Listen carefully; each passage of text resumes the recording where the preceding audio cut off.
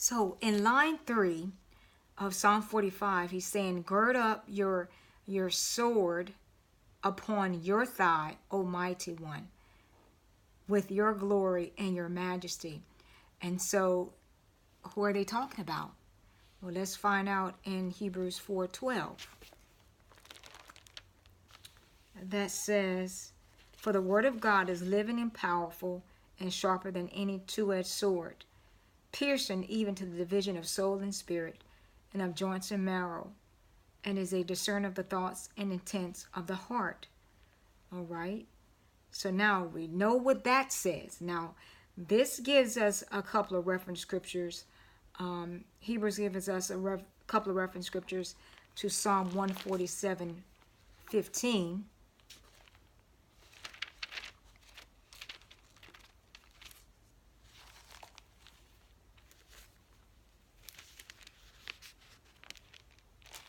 All right, 147:15 says, he sends out his command to the earth. His word runs very swiftly. All right, so now keep that in mind. Now, Hebrews also sends us to Isaiah 49:2. Isaiah 49:2.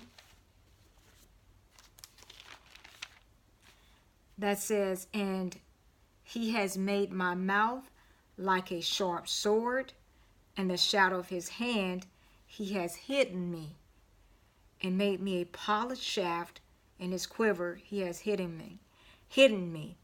And so this is the Messiah's mission. All right. And so Isaiah sends us to Revelation 1:16 and 2:12.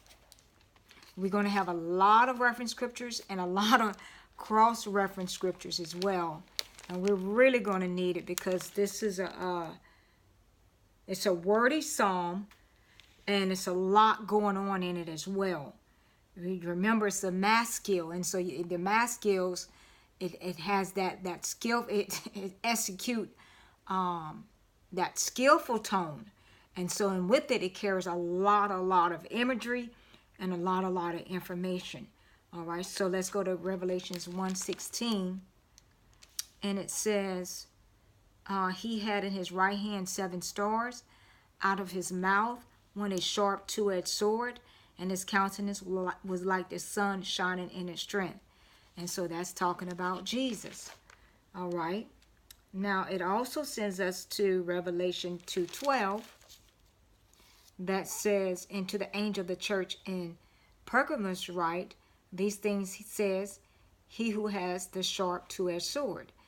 And that refers us back to Isaiah 49:2 to corroborate what we're saying. And so now Isaiah 49 also sends us to, I think I have Isaiah 51:16 that says, and I have put my words in your mouth.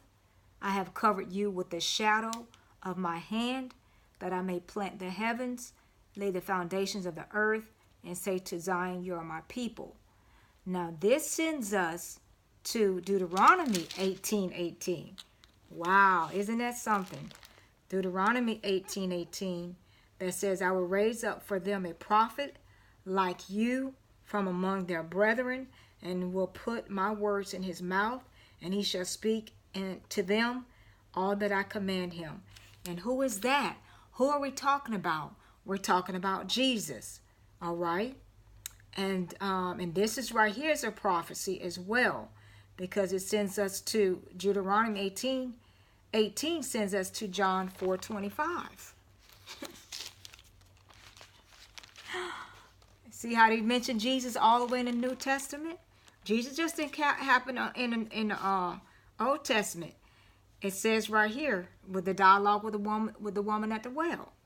The woman said to him, I know that Messiah is coming, who is called Christ. When he comes, he will tell us all things. And this is what Jesus said to her. Jesus said to her, I who speak to you am he. And so Jesus was telling her right then and there that he is the Messiah. All right, so let's go back to Isaiah 45. I'm not Isaiah 45. I just passed Isaiah. Psalm 45. All right. And so we are looking at, still in line 3, it gives us Isaiah 9:6.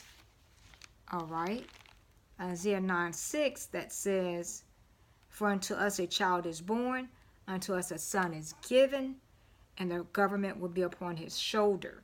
And his name will be called Wonderful, Counselor, Mighty God, Everlasting Father, Prince of Peace. And so here it is. Jesus also in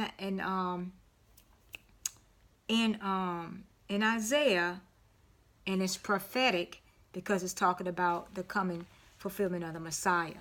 You see that? And he also is called the Mighty God. Why is Jesus called the Mighty God? Because he performed mighty acts like God. Because he is God. All right?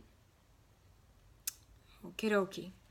And then it sends us to Isaiah 7:14 that says, therefore the Lord himself will give you a sign. Behold, the virgin shall conceive and bear a son, and shall call his name Emmanuel. All right, so let's go back to Psalm 45. All right, and then what we're going to do, we're going to go ahead and break here, and then we will pick it up in line 4.